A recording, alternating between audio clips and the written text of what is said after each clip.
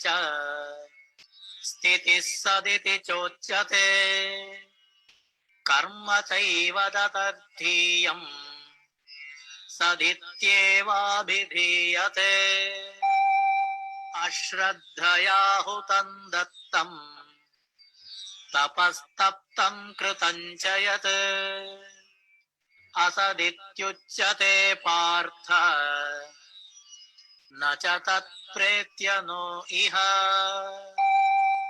ॐ तत्सदिति श्रीमद्भगवद्गीतासु उपनिषत्सु ब्रह्मविद्यायां योगशास्त्रे श्रीकृष्णार्जुनसंवादे श्रद्धात्रयविभागयोगो नाम सप्तदशोऽध्यायः।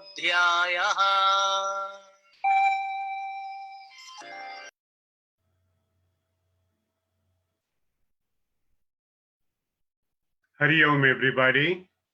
We will do the Achyutastakam. Welcome back. Achyutam Keshavam Ramanarayanam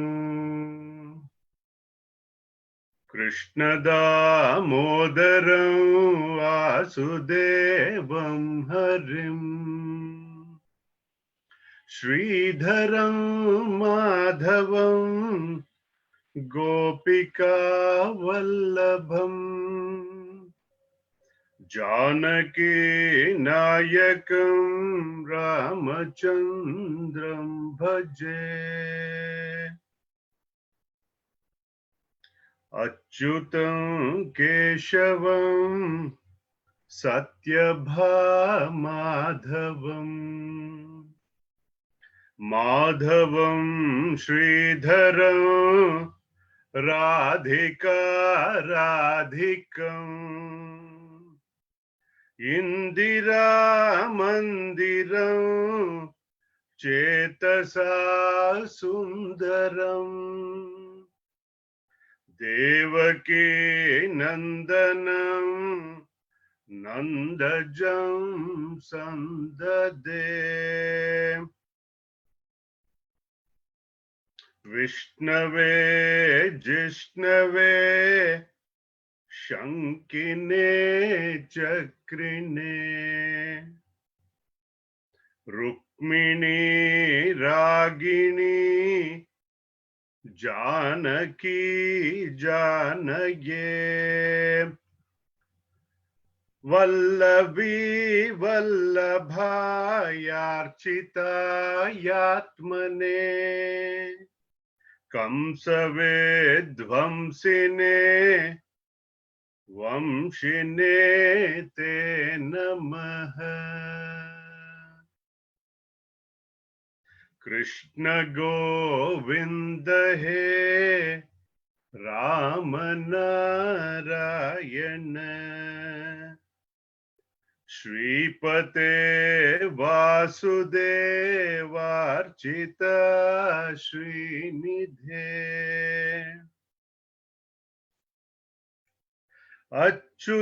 Achyutananda He Madhava Dhokshaja Dwaraka Nayaka Draupadi Rakshaka Rakshasa Kshobhitah Sitaya Shobhito Dandakaranya Bhupunyata Karanaha Lakshmanenanvito Vanarai Sevitaha Agastya Sampujito Raghava Patumam Denukaristako Nishtakrudveshinam Keshiha Kamsahrid Vamshika मोदकः Putana कोपकः सूरजाकेलनो बालगोपालक पातु मां सर्वदा विद्युदुद्योतवत् प्रस्फुरद्वाससम् प्रावृढं बोधवत् प्रोल्लसद्विग्रहम् वन्यया मालया शोभितोरस्थलम् लोहिताङ्घ्रिद्वयं वारिजाक्षं भजे कुञ्चितैः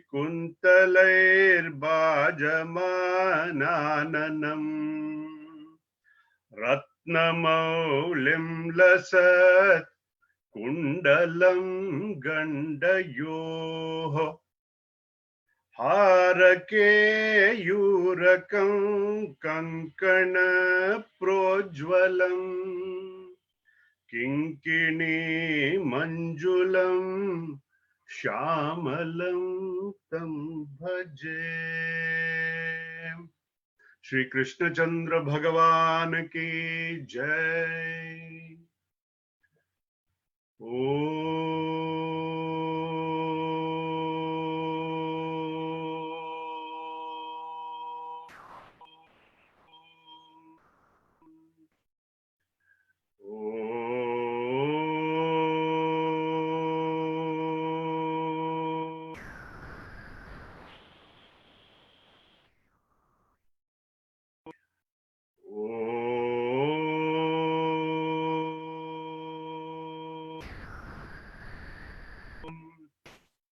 ओम सहना भवतु सहनौ भुनक्तु सह वीर्यं करवावहै तेजस्विनावधीतमस्तु मा विद्विषावहै। ओम शांति शांति शांतिः। शुक्लां वरदरं विष्णुं शशिवर्णं चतुर्भुजं प्रसन्नवदनं ध्यायेत् सर्वविघ्नोपशान्तये। वागीशाद्याः सुमनसः सर्वार्थानामुपक्रमे यं नत्वा कृतकृत्याः स्युः तं नमामि गजाननम्। वक्रतुंड महाकाय कोटिसूर्य समप्रभ निर्विघ्नं कुरु मे देव सर्वकार्येषु सर्वदा। सरस्वती नमस्तुभ्यं वरदे कामरूपिणे विद्यारंभं करिष्यामि सिद्धिर्भवतु मे सदा। गुरुर्ब्रह्मा गुरुर्विष्णुः गुरुर्देवो महेश्वरः गुरुः साक्षात् परब्रह्म तस्मै श्री गुरवे नमः। नारायणं नमस्कृत्य नरं चैव नरोत्तमम् देवीं सरस्वतीं व्यासं ततो जयमुदीरयेत्। व्यासाय विष्णुरूपाय व्यासरूपाय विष्णवे नमो वै ब्रह्मनिधये वासिष्ठाय नमो नमः। वसुदेवसुतं देवं कंसचाणूरमर्दनं देवकी परमानन्दं कृष्णं वन्दे जगद्गुरुं। कृष्णाय वासुदेवाय देवकी नन्दनाय च नन्दगोपकुमाराय गोविन्दाय नमो नमः। सदाशिवसमारम्भाम् शङ्कराचार्यमध्यमाम् अस्मदाचार्यपर्यन्ताम् वन्दे गुरुपरम्पराम् ब्रह्मानन्दं परमसुखदं केवलं ज्ञानमूर्तिम् द्वन्द्वातीतं गगनसदृशं तत्त्वमस्यादिलक्ष्यम् एकं नित्यं विमलमचलम् सर्वधी साक्षिभूतम् भावातीतं त्रिगुणरहितं Sadgurum tam namami. We will do the first and the last of the Gita Dhyana shloka. Om Parthaya Pratibodhitam Bhagavata Narayanena Swayam Vyasena Gratitam Purana Munina Madhye Mahabharatam Advaitaamrutavarshiniim Bhagavatim Ashtadashadhyayiniim Ambatvam anusandadhami Bhagavad Gita Bhavadveshinim. The last one. Yam Brahma Varunendra Rudra Marutaha Stunvanti Divyaistavaihi Vedai Sangapadakramopanishadaihi Gayanti Yam Samagaha Dhyanavastita Tadgatena Manasa Pashyanti Yam Yoginaha Yasyantam na vidussura suraganaha Devaya tasmai namaha Devaya tasmai namaha Sarvadharman parityajya Mamekam sharanam vraja Aham tva sarva papebhyaha Mokshayishyami ma shuchaha Samasta jana kalyane Niratam karunamayam Namami chinmayam devam Sadgurum brahma vidvaram Sadgurum brahma vidvaram Yasya sannidhi matrena Sarve shishyascha sevakaha Karmakshetre pravartante Chinmayam tam namamyaham Chinmayam tam namamyaham.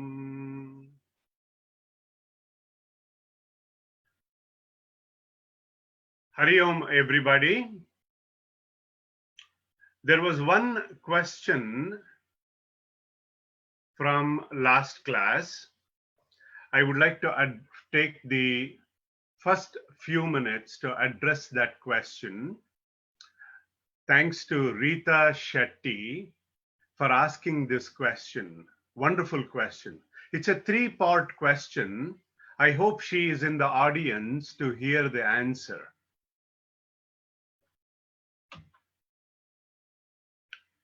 Her question is, why is it Ashwatha tree, people tree chosen to represent samsara? What does that vriksha, that etymology mean? And why is this tree of samsara having its roots up? So I'm going to use 15-1, the first shloka of 15th chapter, to explain the three-part question. Shri Bhagavanuvāca Urdhva Mūlamadhashakam Ashwatham Prahuravyayam Chandamsi Yasya Parnani Yastam Veda Savedavit. In the first shloka of 15th chapter, Swa in Sanskrit means tomorrow. Sta means that which remains. So Ashwatha means that which does not remain the same tomorrow. Therefore, this Ashwatha tree is taken in this metaphor to indicate the ephemeral and the ever-changing aspect of the phenomenal world. This Jagat is Jugu Jugu iti Jagat. That's what our Puja Gurudev used to say. Constantly changing. That is why this is depicted with the Ashwatha tree. And the second part of it is the etymological meaning of Vriksha is that the tree of samsara can be cut asunder, ended with detachment. It can be cut. That is why a tree metaphor is used. Why is this tree of samsara having the roots up? In this metaphor, roots are up because it gets nourished by the divine consciousness alone. I hope you are able to see that picture that I have tried to show pictorially. The word urdhva, up, is used in common parlance as higher up, high command, a nobler value, a higher place of reverence.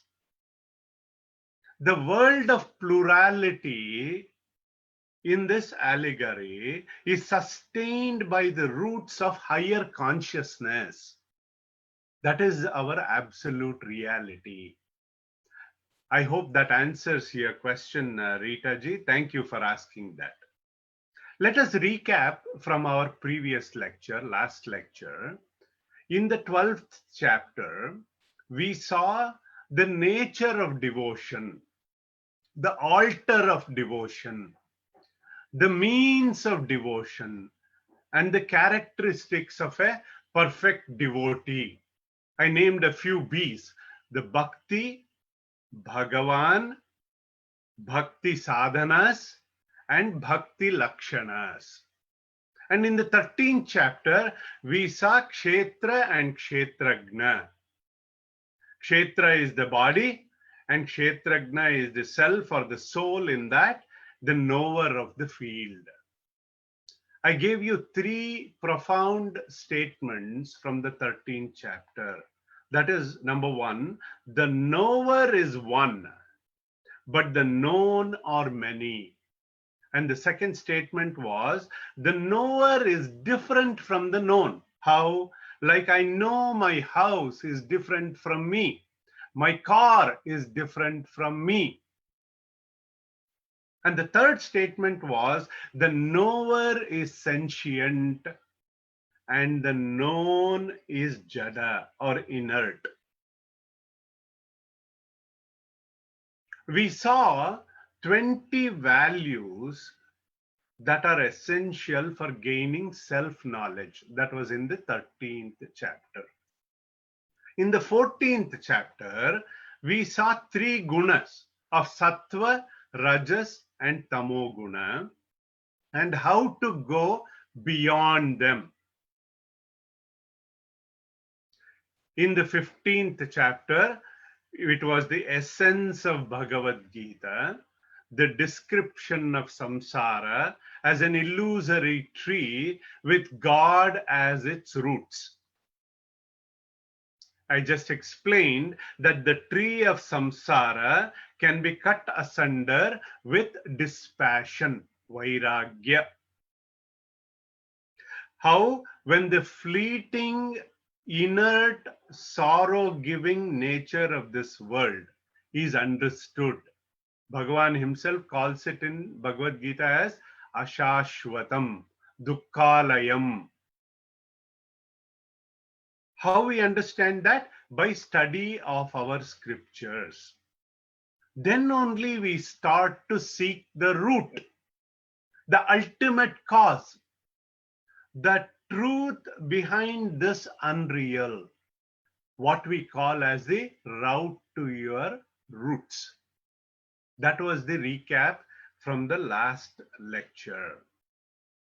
Now, the essential teaching of Gita was completed in 14 chapters, summarized in the 15th chapter. Then one might ask, what am I doing here today? What about the remaining 3 chapters? The remaining 3 chapters are like the appendix, which elaborate on certain important concepts mentioned in the earlier chapter. You know, when we studied the 9th chapter, I had mentioned 9-12 and 9-13 as the seed shlokas for the 16th chapter. That is why study of Bhagavad Gita is very interesting. The ideas of one chapter are explained in detail in another chapter. Let us chant the 2 shlokas. Moghasha mogha karmanah mogha gnana vichetasah rakshasi masurim chaiva prakritim mohinim shritah mahatmanastu mam partha daivim prakritim ashritah bhajantyananya manasah gnatva bhutadim avyayam. Even in 7-15, Bhagavan had said, Namam dushkrutino mudaha avajananti mam mudaha in 9-11. In the 15th chapter, 15-5 to be precise, he had made amply clear that possession of divine qualities are essential to realize the truth. So in the 16th chapter, called Daiva Asura Sampad Vibhaga Yoga, elaborates on the divine and demonic qualities touched on these chapters before. So 16th chapter outlines the traits of character that makes a person divine or demonic. The purpose of this classification is not to classify mankind as good or bad, but to help seekers on the path of realization. Bhagavan lists a total of 26 qualities or values of life. In the interest of time, we will try to go through a few of them today, and then you can study the rest of them in detail on your own.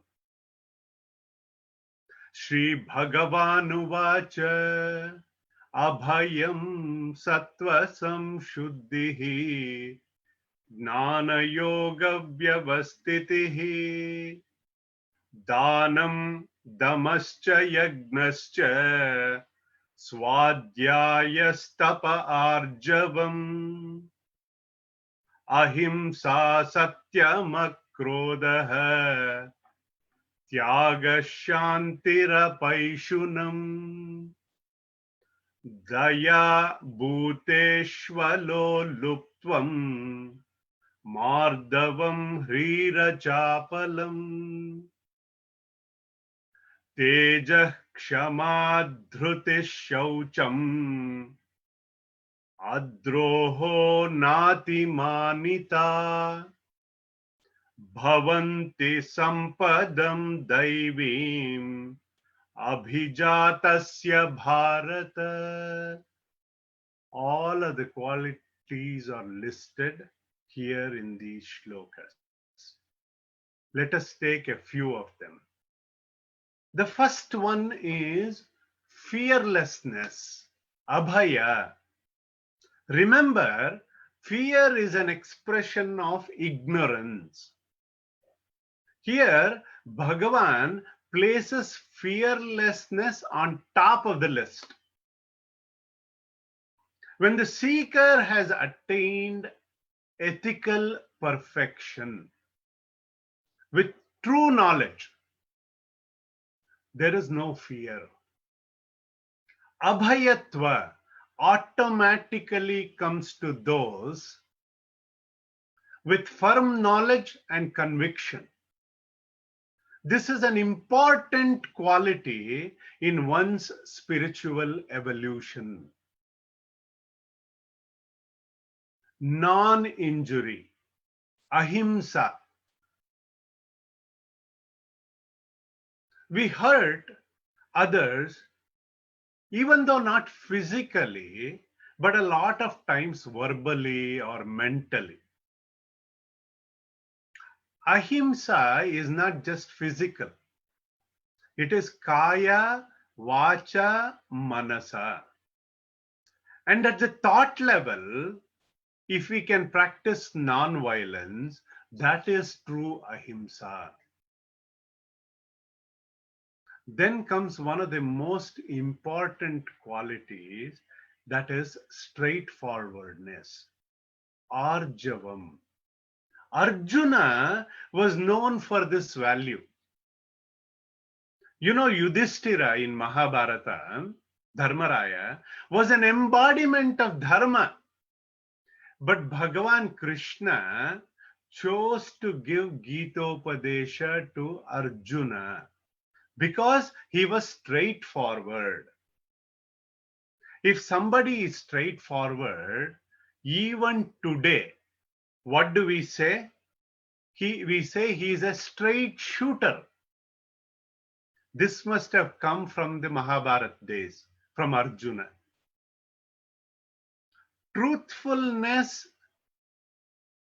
to be honest intellectually, is rutam. To be true in words is called satyam. In action, it is called arjavam, straightforwardness.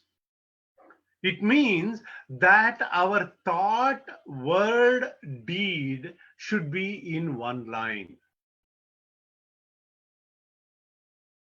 Honesty is a value to speak as you see it, yatha drishtam, and as you know it, known, anumitam, and as heard, shrutam. A lot of times what we do, we exaggerate or embellish or omit a few things to speak the half-truth. A speech with softness of tone, clarity of expression, like words, should be appropriate, mitam, pleasant, priyam, beneficial to others, hitam. These are great values in our day-to-day life. One other value that it is talked about here is apaishunam, absence of backbiting. Paishunam means backbiting. You know how people, they make a career of doing what we call as chelagiri, by telling things that are untrue about others. A very common pastime for a lot of people. They specialize in this quality to get brownie points. So apaishunam, or absence of backbiting, is a divine quality. Then comes dhanam, charity. sharing with others what you have is dhanam. Let me tell you a little story from the Brihadaranyaka Upanishad. Once it so happened, Devatas, gods, Danavas, Rakshasas, and Manavas, Manushya, that is you and me, went to Brahmaji and asked him, please give us Upadesha. Brahmaji was in his deep meditation and he opened his eyes and said one word, the. The. Don't call it the, D-U-H, the. No, the. All three groups started their introspection as to why Brahmaji asked us to practice the. Devatas had become very indulgent. You know, Devatas mainly involve in bhogas. So they thought da means damaha, to control the senses. Then Danavas realized that they had become very cruel.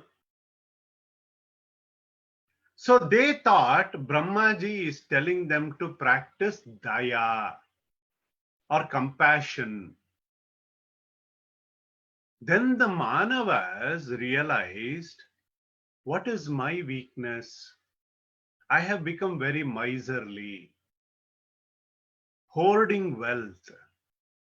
So Brahmaji is telling me to do dhanam. If you are telling this story to children, use the alphabet C in English, which covers all three: control, control of senses, compassion, and charity, all three. So dana is a very important thing. Only those who feel full can give it to others. My late father always used to say, you can please people with food completely, satisfy them. You know, with food, once you're full, you say enough. You cannot eat even one more morsel of rice or anything. With any other dhanam, you say, oh, I wish I had a little more. So charity is also at the level of the heart and the head. From the heart, we can share values like empathy, sympathy, kindness. From the head, you can share your knowledge.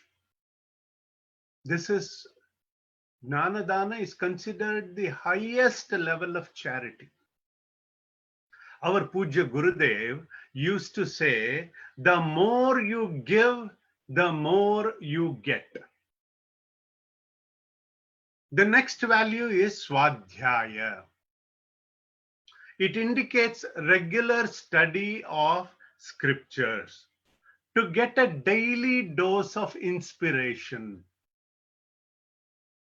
You will be weakened if you do it only during the weekend. Bhagavan Adi Shankaracharya ji, in his text Sadhana Panchakam, is giving instructions, 40 instructions, and on top of the list is Vedo Nityam Adiyatam. Study of our scriptures daily, not just weekend, daily.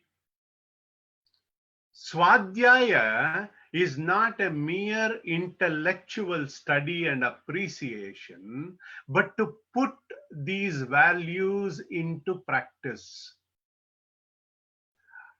What I have done, I have just mentioned a few of these values. Please go through all of the 26 values. Please remember, our scriptures are saying we are essentially divine, having a human experience. We need to reclaim these values through our sadhana. Now Bhagavan gives us what are asuri sampatti, demonic traits. Dambho darpobhimanascha krodha parushyameva cha agnanam chabhijatasya partha sampadamasurim. Hypocrisy is on the top of the list. Arrogance, conceit, anger, harsh speech, ignorance of higher values. These are the 6 that he has outlined. Let's take hypocrisy. You know, this is one of the cheapest disguising poses assumed by the vicious. They use religiosity and a glow of goodness and a fake purity to cover their deadly motives and ugly intentions. We have to be extremely cautious of these type of people. Very hard to uncover them, unmask them.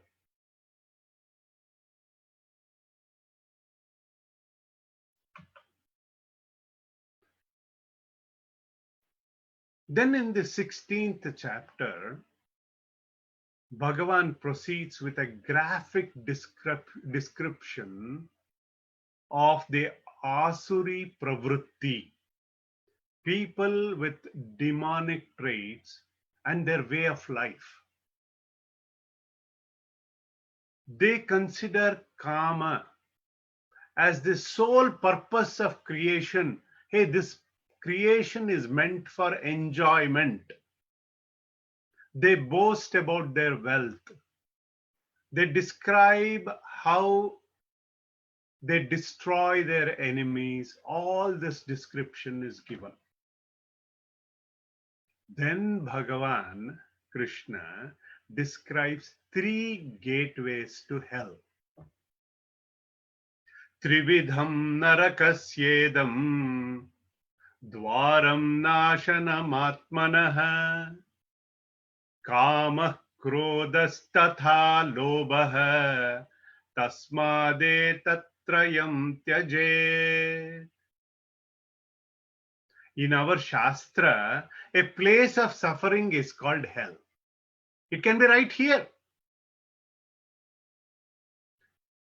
My suggestion is, for the desire, please refer to the second lecture. I went through the details of 2-62 and 2-63. Dhyayato Vishayan Pumsaha, how that is the ladder of downfall. Please go through that as a refresher. So the root cause of suffering is threefold: desire, anger, and greed. Talking of desire, our Pujya Gurudev had an equation, a happiness equation. Happiness can be expressed in the form of an equation. H equals df by de. Number of desires fulfilled divided by the number of desires entertained. The quantum of happiness increases by increasing the numerator or decreasing the denominator, or a combination of both. By fulfilling of existing desires, it quietens the agitations created by the desires. Alternatively, by entertaining fewer desires, the agitations in the mind are lessened temporarily. In either case, lessening of the agitations or quietening of the mind produces happiness temporarily. There is one caution though. By working only the numerator, if you fulfill one desire, there is another one right behind. Like that tissue box, you pull one out, the other one pops right behind. That is the nature of the desire. Asankalpat jayet kamam. No fanciful wishes to take root in our minds. So the best way to establish permanent happiness is to reduce the number of desires entertained in the first place. How? By redirecting our thoughts to the higher goal or higher principle. Then the second gateway is greed.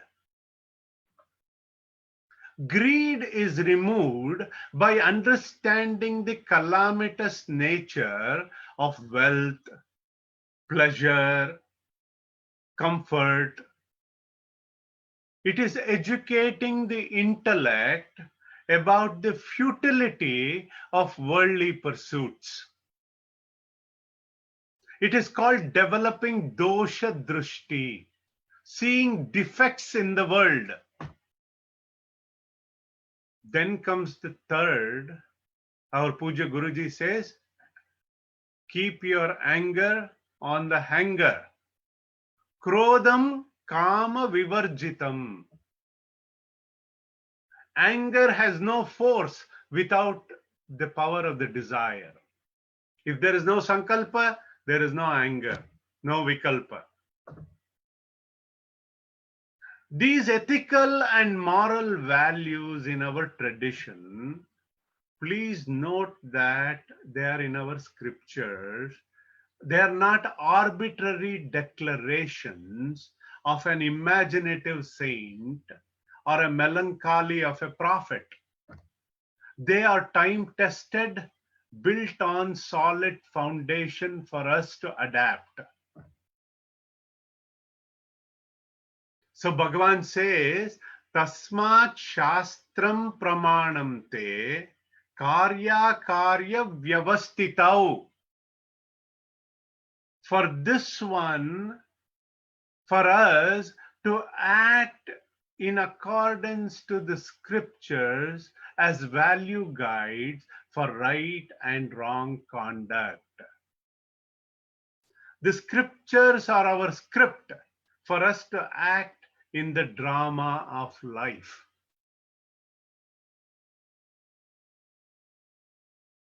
That leads us to this 17th chapter called Shraddhatraya Vibhaga Yoga.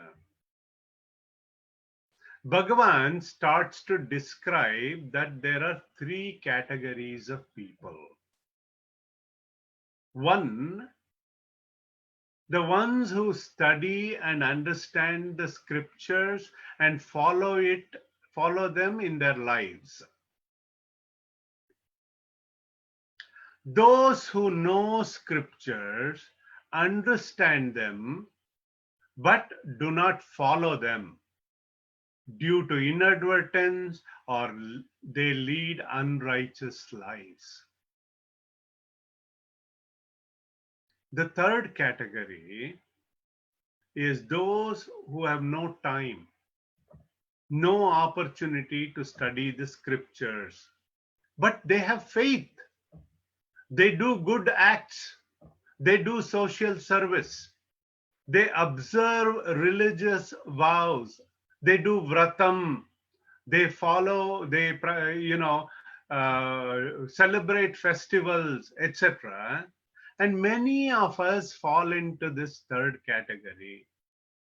Here, what Arjuna wants to know is, without conforming to the scriptural injunctions, are they considered sattvic?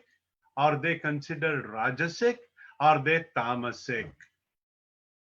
So in 17-1, Arjuna Uvacha Ye Shastra Vidhi Mrutsujya Yajante Shraddhayanvitaha Tesham Nishtatu Ka Krishna Satvamaho Rajastamaha.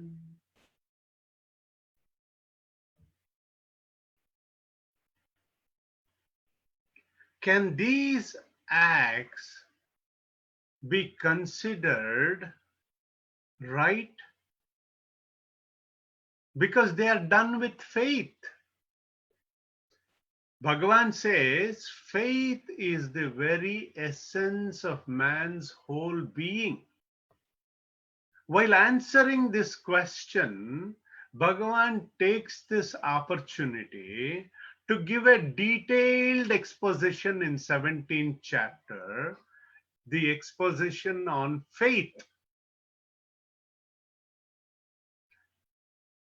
Exposition of faith as seen in various fields of man's endeavor, his physical indulgence, what food he consumes, ahara, his dedicated activity, yajna, his austerity, tapa, and his charity, dana.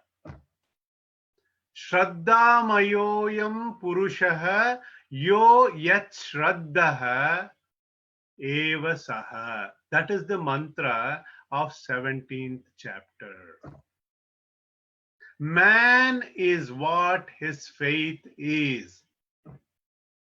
The company we keep, what we talk about, what we eat, whom we worship, whom we idealize, all reflect whether our nature, our faith is sattvic, rajasic, or tamasic.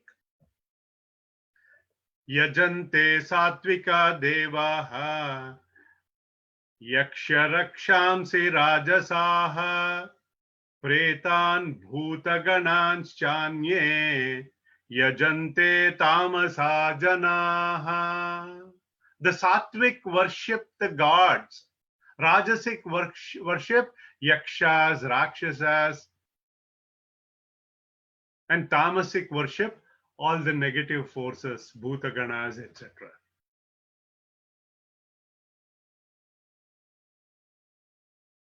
Then Bhagavan gives very important in our day-to-day thing. Food for thought is what I want to call it. In Chandogya Upanishad, 6th chapter, there is a detailed description of what happens to what we eat every day. 1/3, the grossest part, is removed from the body through the excretory system. The subtler portion, the 1/3, goes to form the skin, bones, blood, flesh, everything. The subtlest 1/3 goes on to become our mind. Hence, the food we eat is an important factor that makes up our mind. Hence, the food we eat is an important factor that makes up our thoughts and our nature. So when we use the expression food for thought, it is literally true. For example, a sattvic person eats an appropriate quantity of food at a regular time. He considers food as Lord's prasadam. He eats in an unhurried manner. No on-the-go type eating. No bite to go and all that. In this shloka, Ayus Sattva Bala Rogya Sukha प्रीति विवर्धनाः रस्या स्निग्धा स्थिरा हृद्या ahara satvika priyaha. The sattvic food is rasyaha, juicy, wholesome, easily digestible, pleasing to the eye, it has fragrance, well cooked. It is filling and fulfilling. What it does, it increases our lifespan, ayuhu. It keeps the mind sharp and alert. On the other hand, Rajasic food, Katvam, Lavanam, Tushnam, Tikshnam, these are all Dukkha Shokamaya Pradaha. It causes agitations. Rajasic food is too spicy. When it is too sour, it is too oily, too hot, too dry, burnt, undercooked or overcooked. What such food does? It causes disease. It causes agitations in our mind. Junk food is a classic example of Rajasic food. And now let us go to Tamasic food. Tamasic person generally overeats. Tamasic food, this is a very important thing. I will let you be the judge. Yata yamam gatarasam puti paryushitam chayat uchchistamapi cha medhyam bhojanam tamasa priyam. Tamas food, tamasic is generally stale, tasteless, without nutrition, foul smelling, not pleasing to look at. Such food, what it does, it increases alasya, laziness, forgetfulness, all the tamasic qualities. In Hindu concept of time, a day is divided into 8 yamas, which is 3 hours approximately. What Bhagavan is saying, yata yam, yata yamam, is according to Bhagavan, this is not yum food. It is not yummy. That food which is cooked 3 hours earlier is considered stale. That is what Bhagavan is saying. So what he is advising us to eat freshly cooked food. Then Bhagavan talks about 3 types of yagnas, sacrifice, based on our faith, our nature. Yagna done as a duty according to our scriptures is sattvic. Yagna done without any faith is tamasic. Now he comes to the austerities, tapas. One of the most wonderful means of tuning our mind and intellect and body and so on. 3 types of austerities are prescribed by Bhagavan. Physical, sharirika, deva dvija guru pragna, pujanam shauchamarjavam, brahmacharya mahimsa cha, shariram tapavuchyate.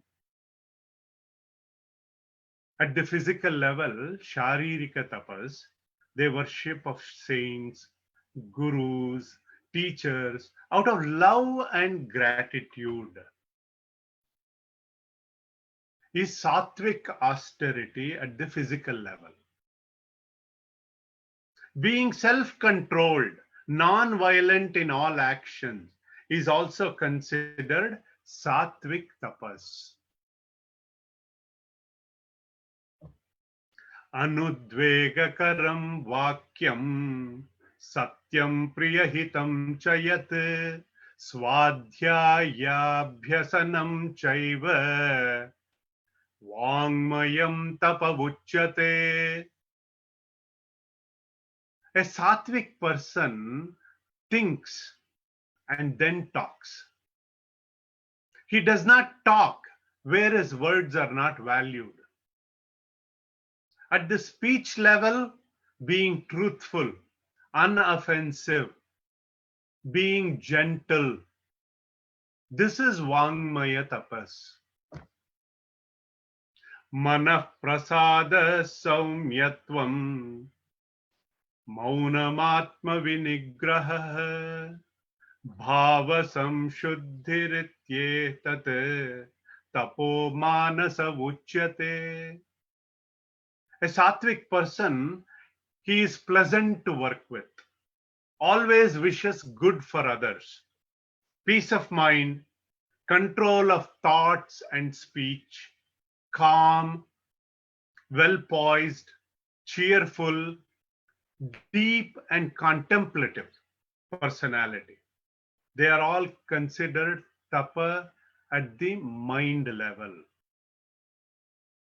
When these threefold tapas or austerity is performed without the desire for its fruits, it is sattvic. If it is done for name and fame, it is rajasic. If it is done for harming others, it is tamasic.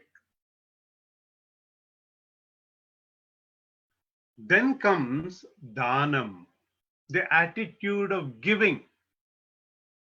If it is given with compassion, if it is given to care, to ones who need help, motivated by sheer joy of giving, with modesty, without expectation, that is sattvic dhanam.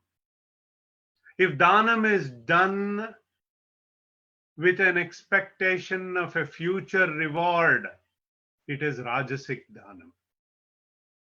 If dhanam is done to unworthy people, to an unworthy cause, transgressing the rules, it is tamasic dhanam. What dhanam does, it does two things for the donor. One, it removes the habit of collecting and hoarding, number one.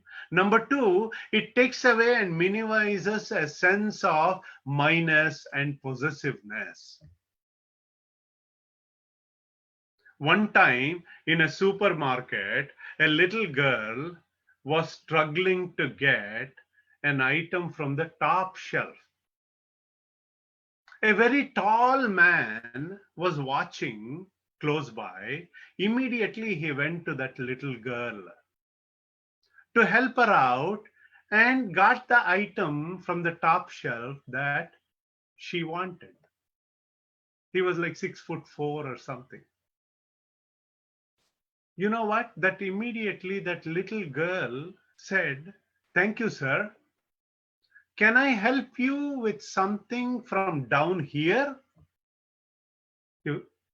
This goes to show the attitude to help others. If it is there, even if you're little, you can exhibit that.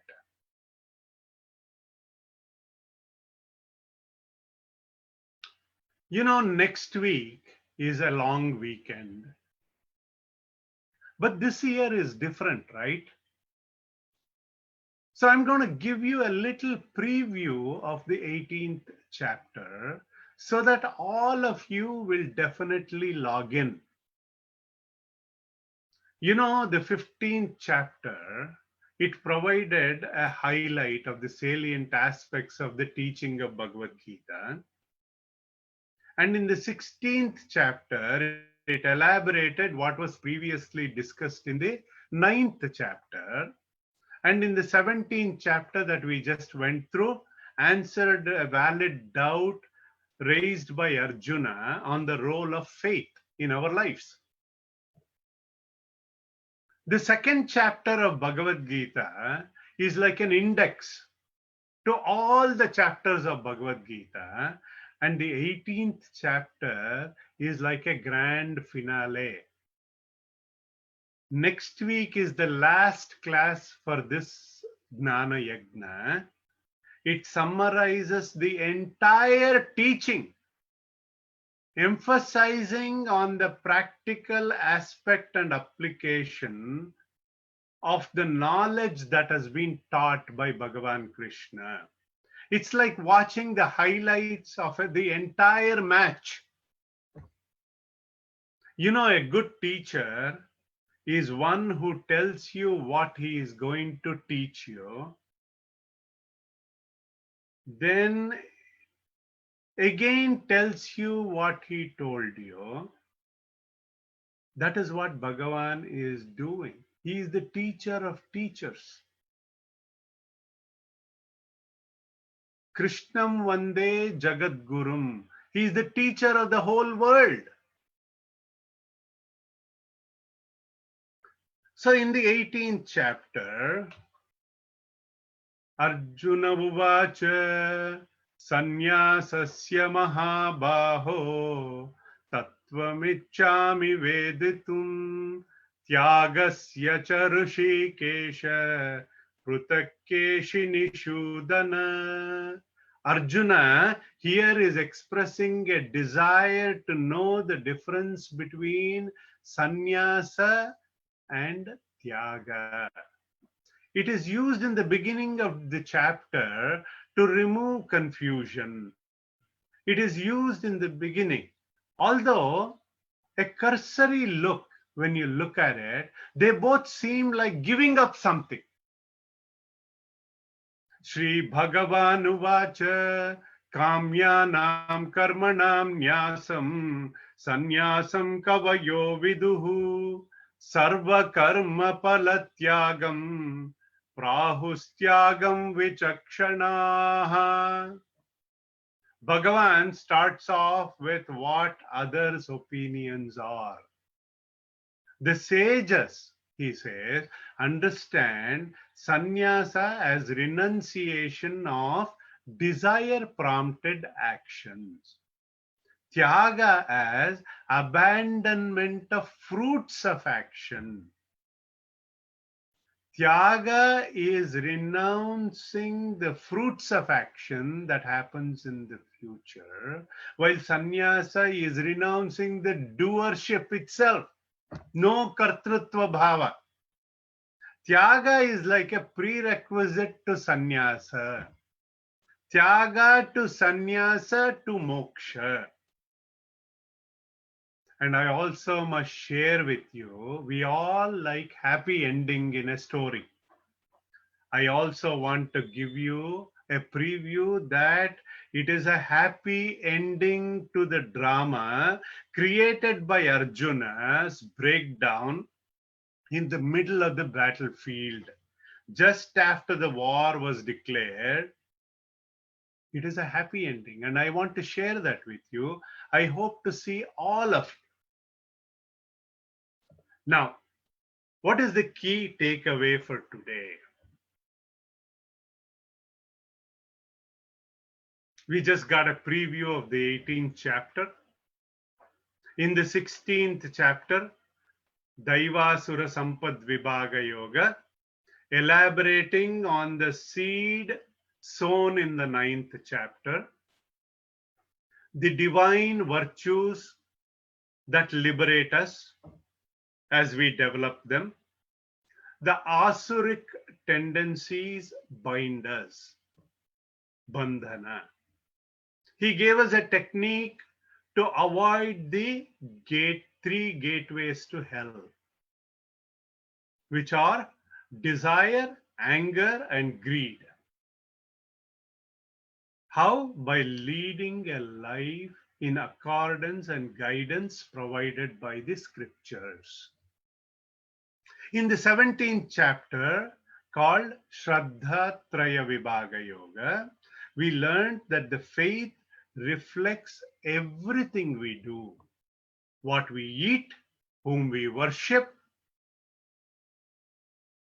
how we perform our charity. Bhagavan Krishna urges us to do everything with sattvic faith, with the remembrance and blessings of the Lord for total success and fulfillment. Om Tat Sat. Hari Om. Om Purnamada Purnamidam Purnat Purnamudachyate Purnasya Purnamadaya Purnameva Vashishyate. Om Shanti Shanti Shanti. Harihi Om. Shri Gurubhyo Namaha. Harihi Om. Thank you, everyone. Hari Om. If there are any questions, you can post it on the chat session.